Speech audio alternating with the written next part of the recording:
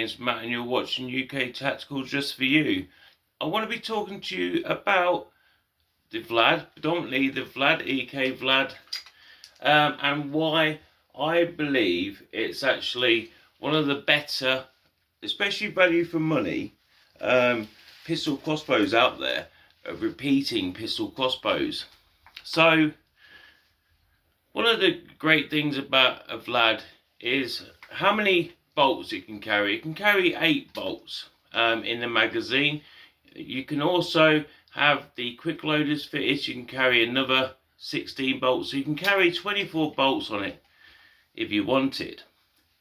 Now, another great thing about it is the amount of Picatinny rails it has on it. Now, it has 4 Picatinny rails. So as you can see, you've got one on the top. This is where I click my harness mount. That's also a little quick release, so I can take it off nice and easy. On my left hand side, I've got my laser sight. I've also got on my right hand side a flashlight. And on my rear rail, I've got a night vision. But underneath is predominantly where you've got a handguard. Now, I'll show you a little something. There we go, just take this off. Now, this material is pretty easy to play with if you like. So what I did is I managed to fit a couple of, move this out of my way because it's a little bit annoying right now. So I managed to fit a 3-slot Picatinny rail under there, and what that allows me to do is put a handle so I can have a foregrip if I like, or as you can see, I've got myself a little bipod, and this bipod is quick release, so just pop it on and tighten it and boom, we're in place. So the versatility of the Vlad is absolutely amazing. Right, so another feature is the fact that you can just fold it away. You take a pin to pop this out and this comes off the limb. It's ever so easy to collapse. But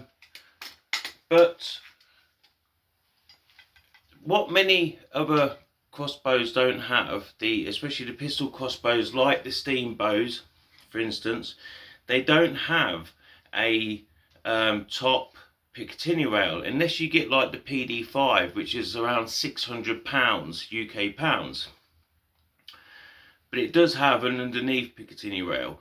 But as I've shown, you can fit your own Picatinny rail. I use a soldering iron. I use some of those little M nuts that are used for 3D printing. I basically put them underneath. I pre-drilled some holes. I then sunk the M nuts into the actual plastic with the soldering iron. Put the pressure from soldering iron on the M nuts, heat transferred through, and they sunk nicely in the holes. And now I've got a nice solid fitting Picatinny rail. So it's it's just a great, really is a great bit of kit. But the difference between the Vlad and the PD5 is about £300. So if you want to go and buy yourself a PD5, that's fine. You got 600 quid. That's awesome. But if you want to get yourself a steam bows are great, but they don't have the rear Picatinny. So the thing about a Vlad is you've got that ability to have it as a rifle. An actual working rifle crossbow, opposed to it just being a pistol crossbow, you know, because you can have that rear scope on it. And although they only do 60 and 90, they actually do 30, 60 and 90 pound limbs, you can actually get one of the steamboat limbs and you like the 120 pound limb, and you're able to fit it to the Vlad. There is a way of doing it. So they actually do fit. As long as you've got the right piece inside here where you mount it, you can actually increase the poundage on the limb. Now £90 is more than enough. I use this at £60 to mess about in the garden, and it's plenty enough. I mean, the £90 I found was too powerful in the area that I had. So I haven't got a most enormous garden, and I was just losing all my bolts in my bag and tearing them up a bit. But I just wanted to basically sell the Vlad a little bit, because I don't think it always gets the credit it deserves. It is pretty heavy, I'm not going to lie. With all my parts on it now, I reckon this probably weighs, I don't know, about 5 kilos. I think they weigh about 2 kilos off the bat, but I mean, I've got all these other bits on there. This feels quite heavy now, and that's why I wear a sling. And as you can see from the back, because I'm using a 2-point contact harness, like a military style one.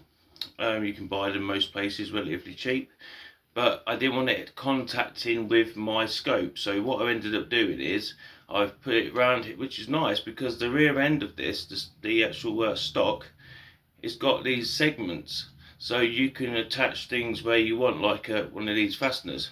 So, and that's what I've done. I've basically connected one of those there, and then I have my quick release harness point here. And you know, it's just a great piece of kit, and I can't get over enough how much of a good bit of kit this is. There's even some slight modifications that you can do. You can buy these plates that you can insert here at an affordable price for about £25. And what that does is it reduces the amount of play that the bolts have inside the actual magazine.